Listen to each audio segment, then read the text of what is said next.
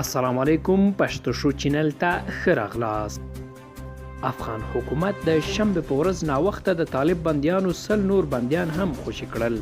د دې سره د طالبانو د خوشي شویو بندیانو شمیر 300 تنو ته ورسید. د افغانستان ملي امنیت شورا په خپل ټویټر پاڼه کې لیکلي چې د اقدام د سولې او نړیوالې وبا د لا خپرېدو د مخنیوي په خاطر کړی دی.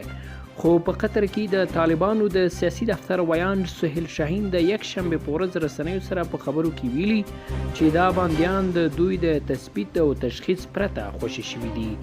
ښاغلي شاهین ټینګار وکړ چې طالب بندیان د امریکا او طالبانو ترمنځ د شوې هوکړې پر بنسټ له کوم شرط پرته ټول یو ځای له زندانونو خوشي شي.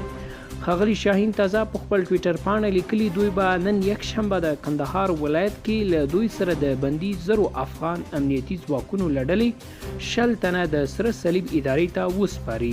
د دې وړاندې د هغو 15,000 طالب بندیانو له ډلې چې د امریکا او طالبانو ترمنځ یې پرې خوشي کېدو هوکړه شوې د افغانستان امنیت شورا لخوا 213 اونۍ خوشي شول.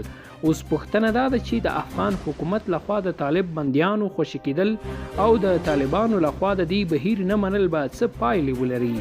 تېره ورځ د افغانستان ملي امنیت پخواني مشر رحمت الله نبیل هم په خپل ټویټر پاڼه لیکلي مالي خان چې باګرام کې بندي و له خوشي کېدو وروسته بیرته پاکستان ته ستون شوی او له طالبانو سره یې لوجستیکي برخه کې یو ځل بیا خپل کار پیل کړی دی.